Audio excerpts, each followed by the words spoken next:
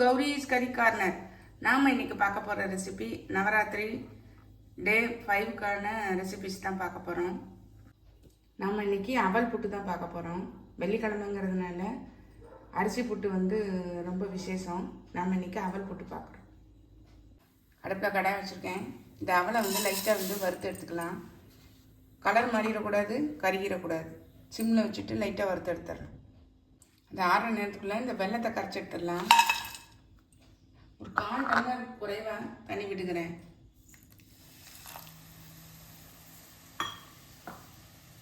நிறைய தண்ணி விட வேண்டாம், கரையட்டும் காமிக்கிறேன்.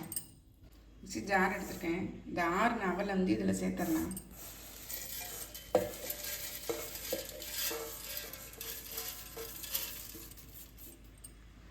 இதை வந்து நல்லா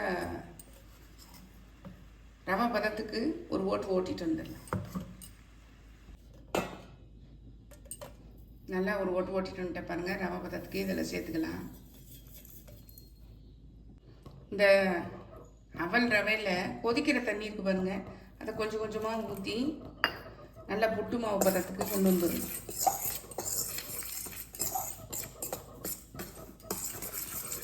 சூடாக இருக்கிறது நல்லா லைட்டாக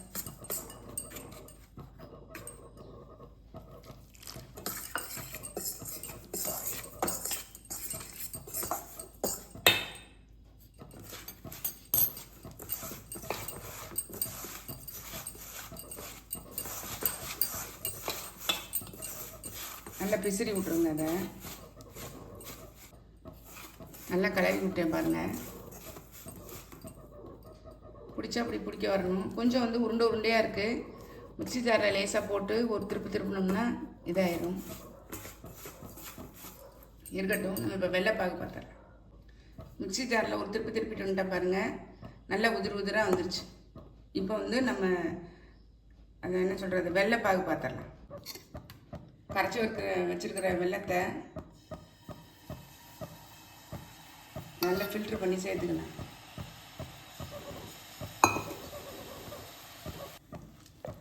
நல்லா கொதித்து தக்காளி பதம்னு சொல்லுவாங்க இல்லையா, அந்த பதம் வரணும்.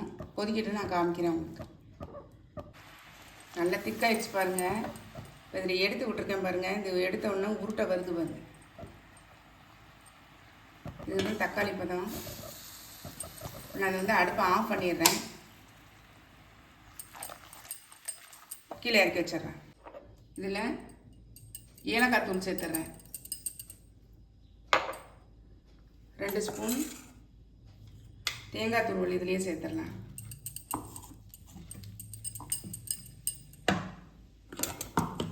சேர்த்துட்டு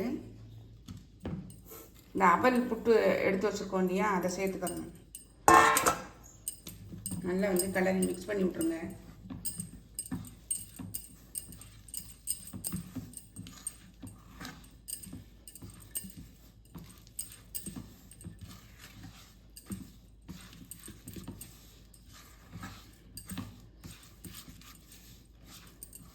சூப்பராக ரெடி ஆகிடுச்சு பாருங்கள்.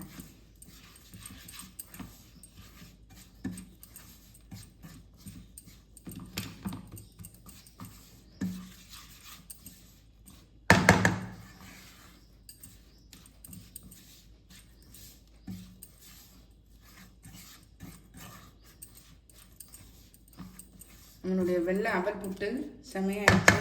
இப்போ முந்திரி பருப்பை இதில் வந்து தாளித்து கொட்டிடலாம். முந்திரி பருப்பை வறுத்தாச்சு இதை சேர்த்துடலாம். அவ்வளோதான், நம்மளுடைய புட்டு சூப்பராக ரெடி ஆயிடுச்சு.